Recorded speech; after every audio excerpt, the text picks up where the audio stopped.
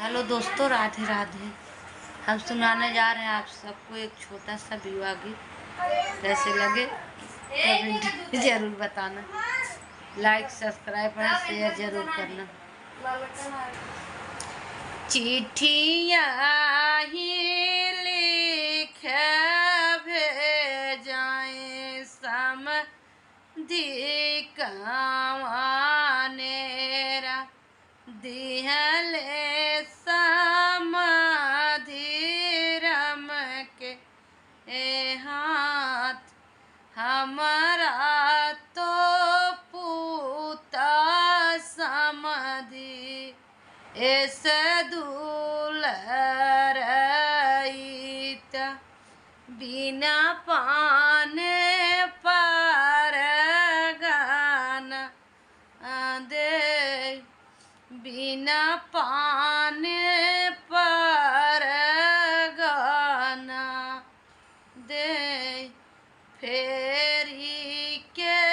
चिट्ठिया हो लिखही समाधिर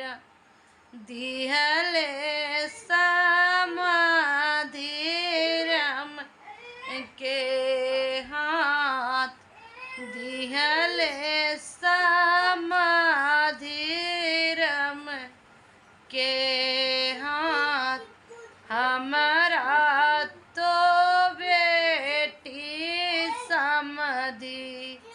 इस दुलरईती बिना घिए खिचड़ी न खाए हमारा तो बेटी समधि इस दुलरईती बिना घिए खिचड़ी न खाए फेरी के चिट्ठिया हो लिखही समाधिर दिहले समाधिरम के हाथ दिहले समाधिरम के हाथ ऊपर ही पान वाला गौबै मोरे समाधि नीचवा बसउबै पान वार नीचवा बसउबै पर वार पर गाही पर समधि बिरवा थमाउबै कैसे पूता पर गाना दे पर समधि बिरवा थमाउबै कैसे पूता पर गाना दे फेरी न चिट्ठिया हो लिखही समाधिर दिहले समाधिरम के हाथ दिहले समाधिरम के हाथ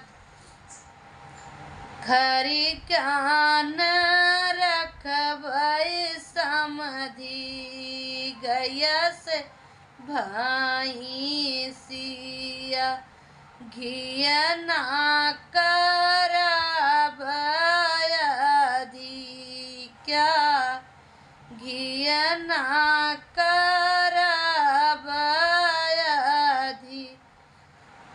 कवर ही कवर समधि घिया ना छोड़ाऊ।